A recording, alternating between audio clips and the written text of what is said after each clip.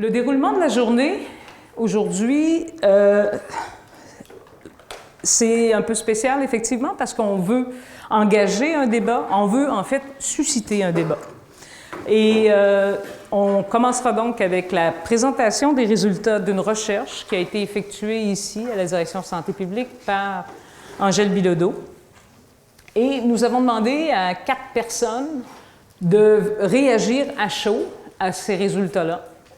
Donc, ils auront chacun 4 ou 5 minutes pour lancer les enjeux du débat et ce dont nous devrions discuter compte tenu de ces résultats-là. Ensuite, la parole sera à vous aussi.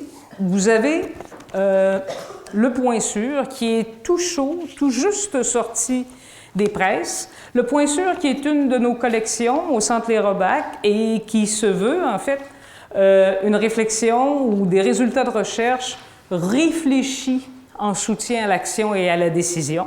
Et c'est en fait le rapport qui a été resynthétisé autour du point sûr, l'action intersectorielle, donc qui est aussi entièrement téléchargeable sur le site. Donc, sans plus tarder, je vous présente Angèle Bilodeau, que vous connaissez sûrement tous. Angèle Bilodeau, qui est maintenant à l'École de santé publique de l'Université de Montréal. Elle est professeure agrégée de clinique et aussi chercheur au Centre Léa Robac. Le titre du rapport qu'elle nous présente aujourd'hui, c'est « L'action sectorielle collective en développement social à Montréal, portrait et enjeu d'une pratique de transformation locale ». Angèle? Je vais d'abord vous parler brièvement là, de cette étude-là, pour vous dire qu'à l'origine, ça a été un projet de soutien à la planification qui avait été initié par la Direction de santé publique et qui s'est appelé à l'image des concertations locales dans ce domaine du développement social, et ça portait sur l'année 2009-2010. La DSP avait fait cela avec les C3S, avec les tables de quartier et avec le milieu municipal. Et il y avait eu 9 territoires de tables de quartier qui avaient accepté de participer. Et ce qu'on a essayé de faire, nous, c'est de reprendre ces données et d'en faire une analyse chiffrée, donc une étude transversale des données recueillies dans les territoires. Et ça nous permettait, ces données-là, de répondre à 3 questions. Qui sont les instances? Comment émergent les instances et les actions? Comment elles collaborent entre elles, ces instances, au sein des territoires locaux? Et que font-elles, ces instances? Dans quel domaine du développement social travaillent-elles? Ce que je veux souligner, c'est que même si on est sur un projet, sur une étude de données de 2009-2010, les résultats qui en sortent et les enseignements qu'on peut en tirer sont tout à fait actuels. Les limites de méthode, rapidement. D'abord, on est sur 9 territoires, donc on n'est pas représentatif de tout Montréal, et on est dans une étude exploratoire, donc on est dans des résultats globaux pour les 9 territoires. Première question, quelles sont les instances et comment ont émergé ces instances? Est-ce qu'elles sont d'une émergence ascendante, c'est-à-dire partant du milieu? Est-ce qu'elles sont d'une émergence descendante, c'est-à-dire qui part surtout des attentes et des demandes des bailleurs de fonds, ou si c'est une émergence libre, c'est-à-dire en fait d'une volonté commune? Donc, on a répertorié dans les 9 territoires 268 instances de concertation. Là-dedans, il y avait 9 tables de quartier, il y avait 184 instances communautaires, donc on voit que tables de quartier et instances communautaires, ça fait déjà 70% des instances qui agissent en développement social local dans les 9 territoires. Il y avait aussi 59 instances publiques, c'est-à-dire des instances qui sont créées par des acteurs publics qui ont des mandats de mobilisation, comme l'IRLS, par exemple, mis en place par les C3S. Il y avait 9 instances philanthropiques ou issues d'un partenariat public-philanthropique, comme Québec en forme ou Avenir d'enfants. Et il y avait aussi des instances publiques communautaires, très peu, il y en avait 7, comme les CEDEC, par exemple. Autre information, quelles instances portent le développement social local à Montréal? En fait, on le voyait déjà précédemment, 147 instances ont été actives parmi les 268 répertoriés. 147 instances ont produit des actions en 2009-2010 et elles ont produit dans l'ensemble 539 actions. Et ce sont principalement, évidemment, des instances du milieu communautaire. Donc, on dit 70% des instances et 75% des actions, ce sont des instances communautaires et des quartier. Ce qu'on a observé aussi, c'est un développement accéléré de ces instances-là au cours des 10 dernières années. 72% des instances qu'on avait répertoriées en 2009-2010 avaient été créées depuis 2004. Donc, on voit un développement accéléré. Ce qu'on voit aussi, c'est un développement récent des instances publiques, dont la moitié ont été créées aussi depuis 2004. Et on voit aussi un développement assez récent des instances philanthropiques qui ont toutes été à peu près créées depuis 2007. Maintenant, sur l'émergence, il y a une distinction, il y a la colonne de droite et la colonne de gauche. Dans la figure de gauche, vous avez l'émergence des instances. Ce que ça montre, c'est que, en fait, table de quartier, instances communautaires sont en fait d'émergence ascendante. Vous voyez la barre bleue. On voit aussi que les instances publiques sont vues par les acteurs, par contre, comme étant surtout d'émergence descendante, alors que les instances philanthropiques, elles, sont vues comme étant d'une volonté partagée. Et quand on regarde maintenant du côté des actions, du côté droit, on voit que à peu près la plupart des actions sont vues comme étant d'émergence ascendante, à l'exception des actions qui sont réalisées par les instances publiques, qui, elles, sont vues comme étant surtout d'origine descendante. Évidemment, ça pose des questions qui ont trait à la gouverne. Hein. On va revenir dans la discussion là-dessus, mais ça éclaire certains aspects de la gouverne. L'autre question, les liens de collaboration entre les instances. Alors, ce qu'on voit à prime abord, c'est que les liens de collaboration engagent évidemment les instances communautaires et les tables de quartier. C'est normal parce que les instances communautaires sont les plus importantes, on disait 72% tantôt. Donc, 85% des liens engagent ces instances-là. Et ce qu'on voit aussi, c'est une réciprocité des échanges entre les instances communautaires et tables de quartier et les instances publiques. Alors, elles sont l'une pour l'autre leurs principales collaborateurs, ce qui reflète évidemment l'histoire de collaboration entre les instances publiques et le communautaire. On s'est aussi intéressé sur l'aspect de la gouverne à l'intensité des collaborations. Et là, vous le voyez, dans l'échelle du milieu, on distingue l'information, on distingue ensuite la planification, la réalisation ou la coordination conjointe. On s'entend que l'échange d'informations, c'est le niveau le plus faible de collaboration. C'est pas intense. Alors que lorsqu'on fait les choses conjointement, c'est plus intense. Donc, on distingue les deux. On voit que 40% des échanges sont des échanges d'informations, alors que 60%, c'est une intensité plus grande. Donc, des choses faites conjointement. Quand on regarde maintenant à droite, on voit que entre les tables de quartier et parmi les instances communautaires, donc ces classes d'acteurs-là tout ensemble, elles font beaucoup d'échanges de forte intensité.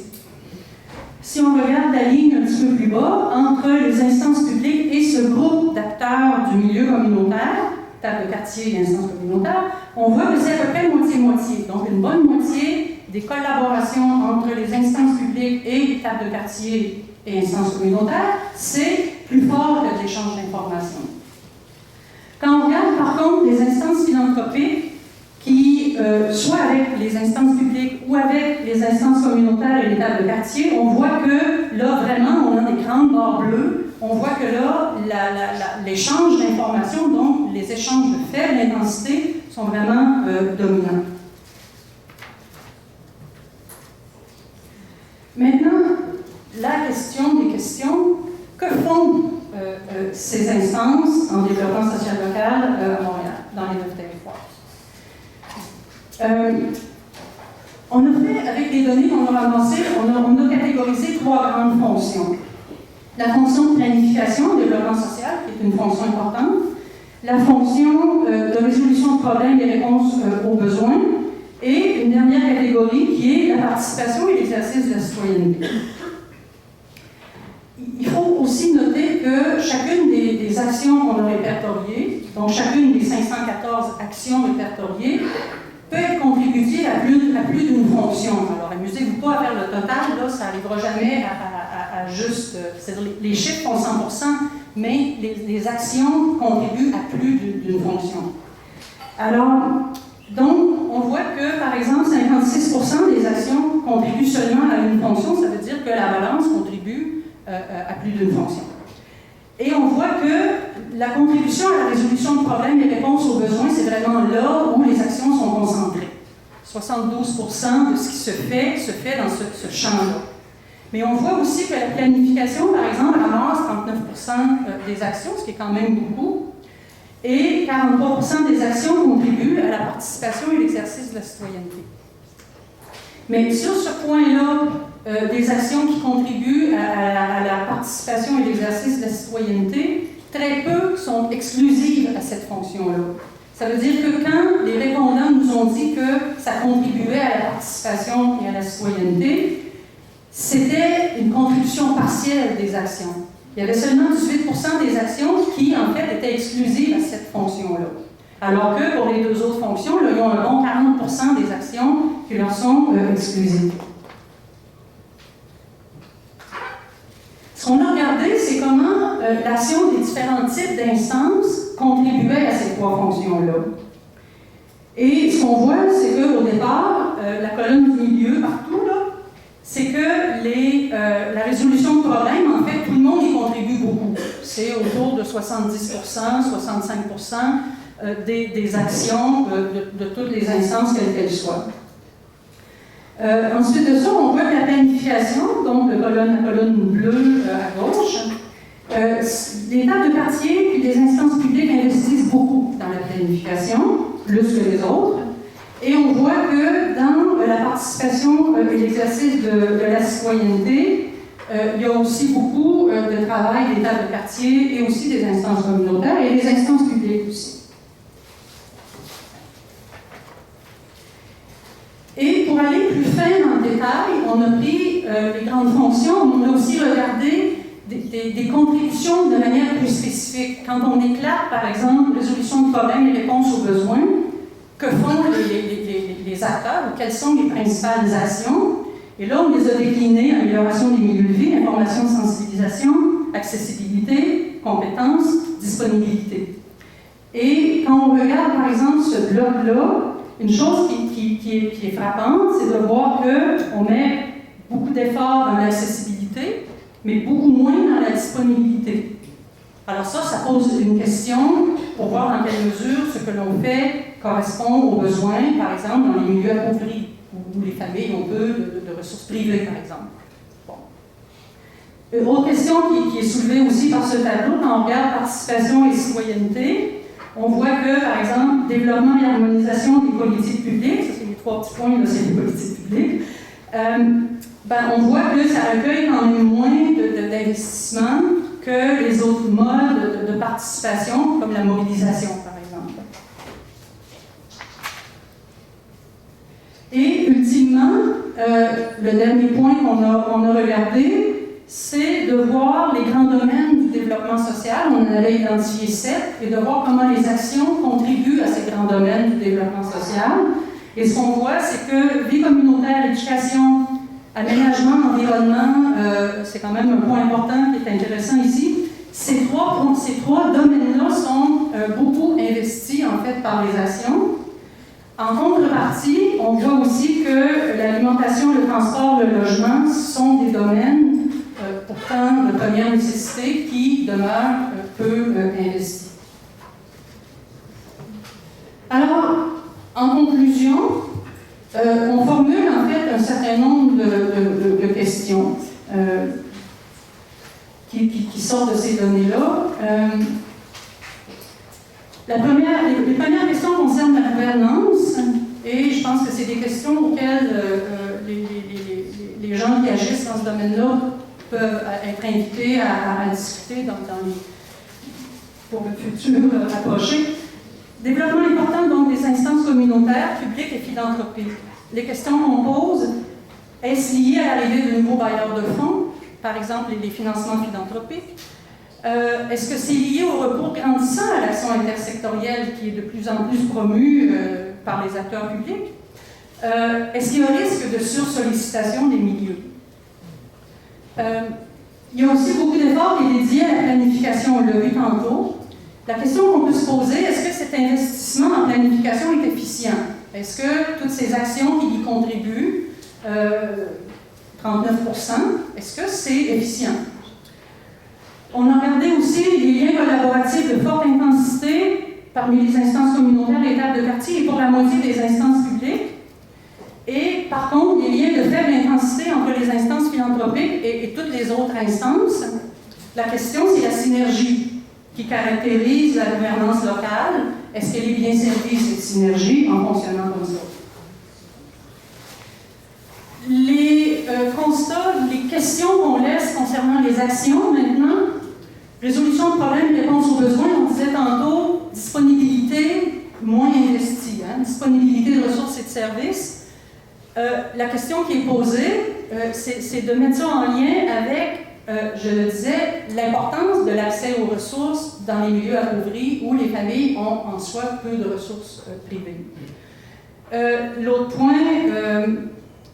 la question de l'influence sur les politiques publiques, elle se pose aussi si elle est sous-investie, si on la met en lien avec le poids qu'exercent les politiques publiques sur les conditions de vie dans les communautés locales.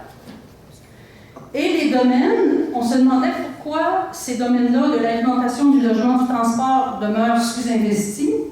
On se disait, est-ce que c'est lié à la complexité de ces questions? Est-ce que c'est lié à la capacité limitée des instances locales? Elles ont moins de financement de ce type? Est-ce que c'est lié finalement aux priorités des programmes de financement?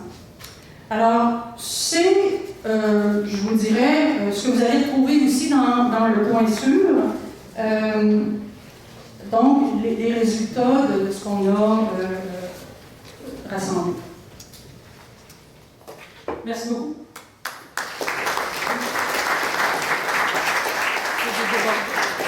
Avant d'amorcer la discussion, puis merci beaucoup Angèle d'avoir été extrêmement condensée. J'ai fait mon 15 minutes en plus. Tout à fait mon 15 minutes, effectivement. Mais il y a fait des questions de clarification. J'aimerais savoir, est-ce que vous pouvez vous identifier? Oui, Daniel Lorraine depuis Saint-Michel en santé, table de quartier dans le quartier Saint-Michel. J'aimerais savoir, quand vous parlez de disponibilité et d'accessibilité des ressources, c'est comme si on les opposait. Et quand on voit les activités, les actions qui sont menées en développement social, au niveau de l'information, de la sensibilisation, pour moi, ça contribue à la disponibilité aussi. J'aurais aimé avoir un éclairage. Pour moi, c'est important, ces deux notions-là. Oui. En fait, ce qui a été catégorisé dans la disponibilité, c'est de rendre davantage de ressources accessibles, disponibles, je veux dire, dans les milieux, alors que toute la ligne de l'accessibilité, c'est de travailler à limiter les barrières à l'accès. L'information peut contribuer à limiter les barrières à l'accès, oui, mais l'information ne crée pas de disponibilité additionnelle. C'est pas pour rien, par exemple, que quand on a regardé quelle classe d'acteurs, quel type d'instances contribuaient plus, on voyait que les instances philanthropiques contribuaient plus à la disponibilité parce que ça a été, au cours des dernières années, les seuls qui ont amené des fonds nouveaux. Autrement, on était dans la reconduction de fonds existants qui avaient déjà produit leur addition de ressources.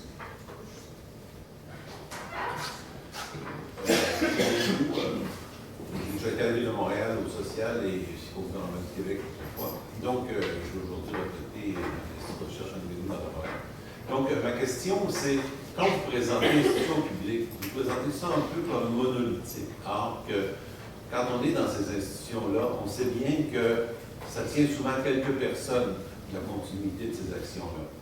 Et que, je veux dire, dans le cadre des révisions multiples au niveau des financements publics qu'on connaît actuellement, cette dimension-là risque d'apparaître dans le sens que si la question est vraiment posée au plan politique, je veux dire, est-ce que donc vous n'avez pas fait apparaître de nuances? J'ai lu le rapport aussi là, sur cette dimension-là, parce que dans le fond, c'est les gens qui sont autour aux tables que vous avez, dans le fond, fréquentés, mais je veux dire, quel niveau d'adhésion politique il y avait derrière eux, c'est une question qui va se poser sans doute dans les prochaines années avec toute la révision des finances publiques. Et en quoi votre recherche peut être utile dans ce contexte-là? C'est comme n'importe quel travail de recherche qui est fait à partir d'informateurs clés. On n'est pas parti sur une grande enquête auprès de chacune des instances et de chacun des acteurs des instances. Mais par contre, il y a eu un long exercice, et Marie-Martine qui est ici pourrait en témoigner, un long exercice de validation, de contre-validation auprès des trois acteurs qui ont répondu.